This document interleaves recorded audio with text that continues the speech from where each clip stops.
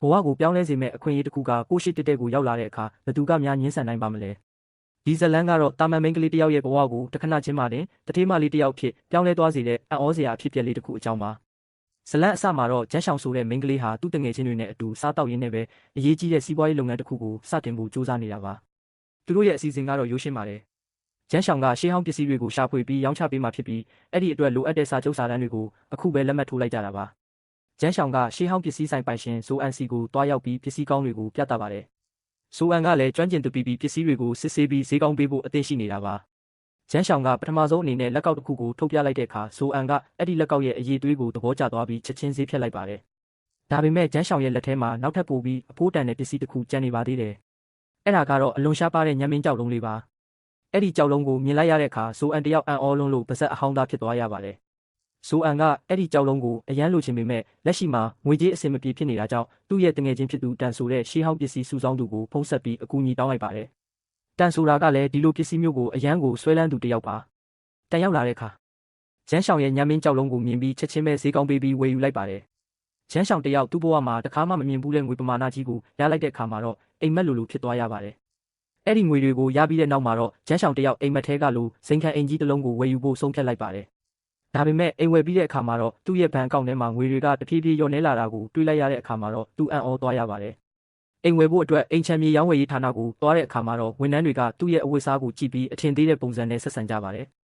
ဒါပေမဲ့ဂျမ်းရှောင်ကငွေသားအပြည့်နဲ့ချက်ချင်းဝယ်ယူလိုက်တဲ့အခါမှာတော့အားလုံးကအံ့ဩသွားကြပါတယ်အဲ့ဒီနေရာမှာတင်ဂျမ်းရှောင်ကိုအထင်သေးပြီးဆက်ဆံခဲ့တဲ့ဝန်ထမ်းကိုသူတို့ရဲ့မန်နေဂျာကအလုပ်ကနေထုတ်ပယ်လိုက်ပါတယ်ဂျမ်းရှောင်ကတော့ဒီလိုအဖြစ်အပျက်တွေကိုဖျက်ဆီးရင်းနဲ့ပဲတထေးမလေးတစ်ယောက်ရဲ့ဘဝကိုစတင်လိုက်ပါတော့တယ်နောက်ဆုံးမှာတော့ဂျမ်းရှောင်တစ်ယောက်သူကိုယ်တိုင်ဝယ်ယူလိုက်တဲ့အိမ်ကြီးထဲမှာထိုင်ရင်းနဲ့သူ့ဘဝရဲ့အပြောင်းလဲကိုပြန်တွေးနေမိပါတယ်ဒါပေမဲ့ငွေတွေကကုန်သွားပြီဖြစ်လို့နောက်ထပ်ငွေရှာဖို့အတွက်ရှေးဟောင်းပစ္စည်းတွေကိုရှာဖွေဖို့နောက်ထပ်ခရီးတစ်ခုကိုထပ်သွားဖို့ပြင်ဆင်လိုက်ပါတော့တယ်ဂျမ်းရှောင်ရဲ့စွန့်စားခန်းတွေကတော့အခုမှအစပြိုးနေတာပါဂျမ်းရှောင်တစ်ယောက်သူကိုယ်တိုင်ဝယ်ယူလိုက်တဲ့အိမ်ကြီးထဲမှာထိုင်ရင်းနဲ့သူ့ဘဝရဲ့အပြောင်းလဲကိုပြန်တွေးနေမိပါတယ်ဒါပေမဲ့ငွေတွေကကုန်သွားပြီဖြစ်လို့နောက်ထပ်ငွေရှာဖို့အတွက်ရှေးဟောင်းပစ္စည်းတွေကိုရှာဖွေဖို့နောက်ထပ်ခရီးတစ်ခုကိုထပ်သွားဖို့ပြင်ဆင်လိုက်ပါတော့တယ်ဂျမ်းရှောင်ရဲ့စွန့်စားခန်းတွေကတော့အခုမှအစပြိုးနေတာပါဖုန်းထဲကဘဏ်အကောင့်ထဲမှာငွေပမာဏကမျှော်လင့်ထားတာထက်အများကြီးလျော့နေနေတာကိုတွေ့လိုက်ရတဲ့အခါဂျမ်းရှောင်တစ်ယောက်စိတ်ပြက်လက်ပြက်ဖြစ်သွားရပါတယ်သူကတော့ဒီပတ်စံတွေနဲ့ဘဝတစ်လျှောက်လုံးစိတ်အေးလက်အေးနေနိုင်မယ်လို့ထင်ထားခဲ့တာပါဒါပေမဲ့အိမ်ဝယ်လိုက်ရတဲ့ကုန်ကျစရိတ်နဲ့အိမ်လဆင်ဖို့အတွက်တုံးလိုက်ရတဲ့ငွေတွေကသူ့ရဲ့စုဆောင်းငွေတွေကိုခြောက်ခန်းသွားစေခဲ့ပါတယ်အခုတော့အိမ်ကြီးကလှပနေပေမဲ့သူ့ရဲ့အိတ်ကက်ထဲမှာတော့ပတ်စံမရှိတော့တဲ့အခြေအနေကိုရောက်သွားပါပြီဒီလိုနဲ့သူနောက်ထပ်ငွေရှာဖို့အတွက်မလုပ်ရမလဲဆိုတာကိုတွေးတောရင်းနဲ့အချိန်တွေကုန်ဆုံးသွားပါတယ်သူ့ရဲ့ရှေးဟောင်းပစ္စည်းရောင်းဝယ်ရေးလုပ်ငန်းကလွှဲရင်တခြားဘာမှမလုပ်တတ်တဲ့သူအတွက်တော့ဒီလုပ်ငန်းကပဲသူ့ရဲ့တစ်ခုလေးတော့အသက်မွေးဝမ်းကြောင်းဖြစ်နေတာပါဒါကြောင့်ပဲသူနောက်ထပ်ရှေးဟောင်းပစ္စည်းတွေကိုရှာဖွေဖို့အတွက်ရှေးခေတ်ကိုပြန်သွားဖို့ဆုံးဖြတ်လိုက်ပါတယ်အဲ့ဒီနေရာမှာပဲသူအရင်ကလိုပဲပစ္စည်းကောင်းတွေကိုရှာဖွေပြီးငွေရှာနိုင်မယ်လို့ယုံကြည်နေတာပါသူအဲ့ဒီလိုဆုံးဖြတ်လိုက်တဲ့အခါမှာတော့သူ့ရဲ့ကိုယ်ခန္ဓာတစ်ခုလုံးကတောက်ပတဲ့အလင်းရောင်တွေနဲ့အတူပျောက်ကွယ်သွားပါတော့တယ်အဲ့ဒီနောက်မှာတော့သူအရင်ကတငယ်ချင်းတွေနဲ့စားတောက်နေကြရှေးဟောင်းဆိုင်လေးတွေကိုပြန်ရောက်သွားပါတယ်ဆိုင်ထဲကိုရောက်ချင်းမှာပဲဂျမ်းရှောင်တစ်ယောက်သူ့ရဲ့တငယ်ချင်းဖြစ်သူဒါဟွာကိုလှမ်းခေါ်လိုက်ပါတယ်သူအခုမှပဲသူ့ရဲ့စွန့်စားခန်းတစ်ကိုစတင်ဖို့အသင့်ဖြစ်နေပါပြီဂျမ်းရှောင်ရဲ့နောက်ထပ်ဘဝခီးလန်းကဘလို့တွေဆက်ဖြစ်လာမလဲဆိုတာကတော့စောင့်ကြည့်ရအောင်ပါဇလန်ကတော့ရန်သူတော်ကြီးတွေဖြစ်တဲ့ချမ်းဖူးယုံနဲ့ဂျမ်းမိုတို့ရဲ့တင်းမာမှုတွေနဲ့စတင်ပါတယ်ချမ်းဖူးယုံကဂျမ်းမိုရဲ့ဂျမ်းပေါင်ကားဆိုင်ကိုအနိုင်ကျင့်ဖို့လူမိုက်တွေခေါ်ပြီးလာရောက်နှောက်ယှက်ခဲ့ပါတယ်ဒါပေမဲ့ဂျမ်းမိုကအလွယ်တကူအရှုံးပေးမဲ့သူမဟုတ်ပါဘူးဂျမ်းမိုကသူ့ရဲ့အစွမ်းစားတွေကိုထုတ်ပြပြီးချမ်းဖူးယုံရဲ့လူမိုက်တွေကိုအလွယ်တကူအနိုင်ယူလိုက်ပါတယ်ချမ်းဖူးယုံကတော့အဆက်ကွဲပြီးဒေါသထွက်နေပေမဲ့ဘာမှမတတ်နိုင်ပဲဖြစ်နေပါတယ်ဂျမ်းမိုကတော့သူ့ရဲ့ဆိုင်ကိုဘယ်သူမှလာမစော်ကားဖို့တတိပေးလိုက်ပါတယ်ချမ်းဖူးယုံကတော့အရှုံးမပေးသေးပဲဂျမ်းမိုကိုလက်စားချေဖို့ကြံစီနေသေးပါသူကဂျမ်းမိုကိုဟန်ဖူးလို့ခေါ်ပြီးစော်ကားလိုက်ပါတယ်ဂျမ်းမိုကတော့သူ့ရဲ့စကလုံးတွေကိုဂယုမဆိုင်ပဲအေးဆေးပဲတုတ်ပြန်လိုက်ပါတယ်ဂျမ်းမိုကချမ်းဖူးယုံကိုဂျိုးရင်းရင်းရဲ့နောက်ခံကိုအမိပြုပြီးမတက်ဖို့တတိပေးလိုက်ပါတယ်ချမ်းဖူးယုံကတော့ဂျမ်းမိုရဲ့စကားတွေကိုနားမထောင်ပဲဆက်ပြီးစိန်ခေါ်နေပါတယ်ဂျမ်းမိုကချမ်းဖူးယုံကိုနောက်တစ်ကြိမ်တတိပေးလိုက်ပြီးသူ့ကိုဆိုင်ထဲကနေနှင်ထုတ်လိုက်ပါတယ်ချမ်းဖူးယုံကတော့အဆက်ကွဲပြီးထွက်သွားရပါတယ်အခြေအနေတွေငြိမ်သက်သွားတဲ့အခါဂျမ်းမိုနဲ့သူ့ရဲ့လုပ်ဖော်ကိုင်ဖက်တွေကလက်ဖက်ရည်တောက်ရင်းအခြေအနေကိုဆွေးနွေးကြပါတယ်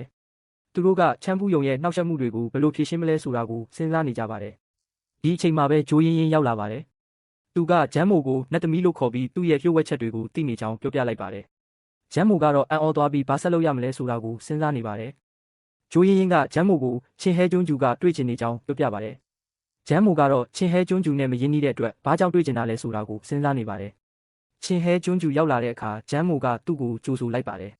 ချင်းဟဲကျွန်းကျူကဂျမ်းမိုကိုအကူအညီတောင်းဖို့လာတာဖြစ်ကြောင်းပြောပြပါတယ်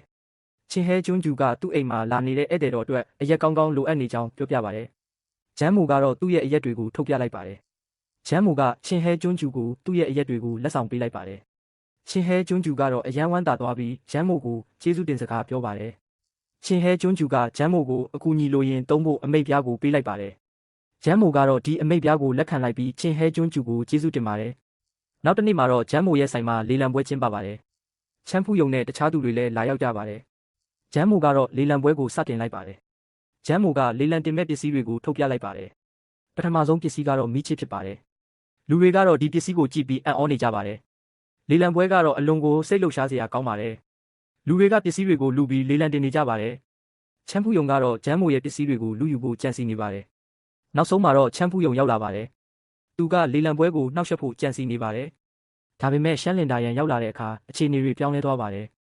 ရှမ်းလင်ဒါရန်ကလေလံပွဲကိုတရားဝင်ဖြစ်စေဖို့ကြိုးစားပါတယ်။ချမ်းဖူးယုံကတော့ရှမ်းလင်ဒါရန်ကိုကြောက်ပြီးဘာမှမလုပ်ရတော့ပါဘူး။ဂျမ်းမိုကတော့လေလံပွဲကိုဆက်လက်လှုပ်ဆောင်ပါတယ်။ဂျမ်းမိုကလေလံပွဲကိုဆက်လက်လှုပ်ဆောင်ဖို့ပြင်ဆင်လိုက်ပါတယ်။လေလံပွဲမှာပါဝင်သူတွေကလည်းပစ္စည်းတွေကိုစိတ်ဝင်စားနဲ့စောင့်ကြည့်နေကြပါတယ်။ဂျမ်းမိုကနောက်ထပ်ပစ္စည်းတွေကိုထုတ်ပြဖို့အဆင်သင့်ဖြစ်နေပါပြီ။လေလံပွဲမှာပါဝင်သူတွေကပစ္စည်းတွေကိုလူပြီးလေလံတင်ဖို့အပြိုင်ဆိုင်ကြိုးစားနေကြပါတယ်။ချမ်းဖူးယုံကတော့ရှမ်းလင်ဒါရန်ရဲ့အရှိန်အဝါကြောင့်ဘာမှမလုပ်ရဲပဲငြိမ်သက်နေရပါတယ်။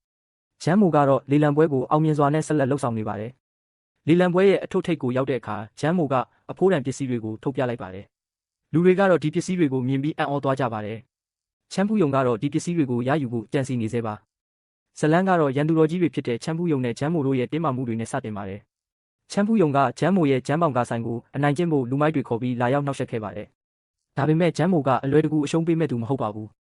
ဂျမ်းမိုကသူ့ရဲ့အစွမ်းစားတွေကိုထုတ်ပြပြီးချမ်းဖူးယုံရဲ့လူမိုက်တွေကိုအလွယ်တကူအနိုင်ယူလိုက်ပါတယ်။ချမ်းဖူးယုံကတော့အဆက်ကွဲပြီးဒေါသထွက်နေပေမဲ့ဘာမှမတတ်နိုင်ပဲဖြစ်နေပါတယ်။ဂျမ်းမိုကတော့သူ့ရဲ့ဆိုင်ကိုဘယ်သူမှလာမစော်ကားဖို့တတိပေးလိုက်ပါတယ်။ချမ်းဖူးယုံကတော့အရှုံးမပေးသေးပဲဂျမ်းမိုကိုလက်စားချေဖို့ကြံစည်နေသေးပါ။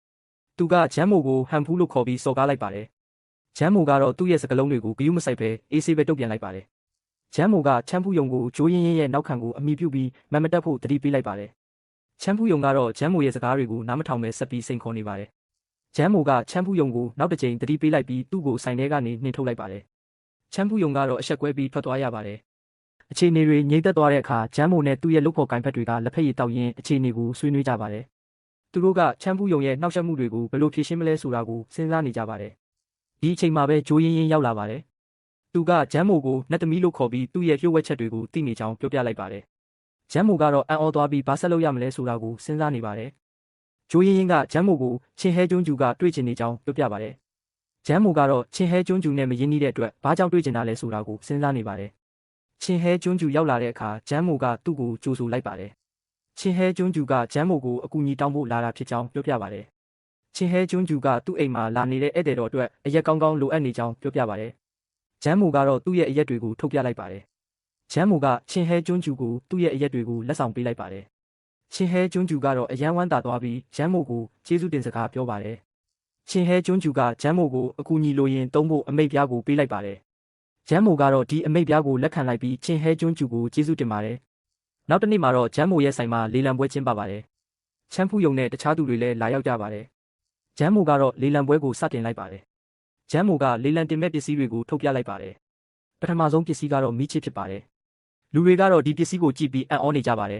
။လေလံပွဲကတော့အလွန်ကိုစိတ်လှုပ်ရှားစရာကောင်းပါတယ်။လူတွေကပစ္စည်းတွေကိုလူပြီးလေလံတင်နေကြပါတယ်။ချမ်းဖူးယုံကတော့ဂျမ်းမိုရဲ့ပစ္စည်းတွေကိုလူယူဖို့ကြံစည်နေပါတယ်။နောက်ဆုံးမှာတော့ချမ်းဖူးယုံရောက်လာပါတယ်။သူကလေလံပွဲကိုနှောက်ယှက်ဖို့ကြံစည်နေပါတယ်။ဒါပေမဲ့ရှမ်းလင်ဒါရန်ရောက်လာတဲ့အခါအခြေအနေတွေပြောင်းလဲသွားပါတယ်။ရှမ်းလင်ဒါရန်ကလေလံပွဲကိုတရားဝင်ဖြစ်စေဖို့ကြိုးစားပါတယ်။ချမ်းဖူးယုံကတော့ရှမ်းလင်ဒါရန်ကိုကြောက်ပြီးဘာမှမလုပ်ရတော့ပါဘူး။ဂျမ်းမိုကတော့လေလံပွဲကိုဆက်လက်လှုပ်ဆောင်ပါတယ်။ဂျမ်းမိုကလေလံပွဲကိုဆက်လက်လှုပ်ဆောင်ဖို့ပြင်ဆင်လိုက်ပါတယ်။လေလံပွဲမှာပါဝင်သူတွေကလည်းပစ္စည်းတွေကိုစိတ်ဝင်စားနဲ့စောင့်ကြည့်နေကြပါတယ်။ဂျမ်းမိုကနောက်ထပ်ပစ္စည်းတွေကိုထုတ်ပြဖို့အဆင်သင့်ဖြစ်နေပါပြီ။လေလံပွဲမှာပါဝင်သူတွေကပစ္စည်းတွေကိုလူပြီးလေလံတင်ဖို့အပြိုင်ဆိုင်ကြိုးစားနေကြပါတယ်။ချမ်းဖူးယုံကတော့ရှမ်းလင်ဒါရန်ရဲ့အရှိန်အဝါကြောင့်ဘာမှမလုပ်ရဲပဲငြိမ်သက်နေရပါတယ်။ဂျမ်းမိုကတော့လေလံပွဲကိုအောင်မြင်စွာနဲ့ဆက်လက်လှုပ်ဆောင်နေပါတယ်။လေလံပွဲရဲ့အထွတ်ထိပ်ကိုရောက်တဲ့အခါဂျမ်းမိုကအဖိုးတန်ပစ္စည်းတွေကိုထုတ်ပြလိုက်ပါတယ်။လူတွေကတော့ဒီပစ္စည်းတွေကိုမြင်ပြီးအံ့ဩသွားကြပါတယ်။ချမ်းဖူးယုံကတော့ဒီပစ္စည်းတွေကိုရယူဖို့ကြံစည်နေသေးပါ။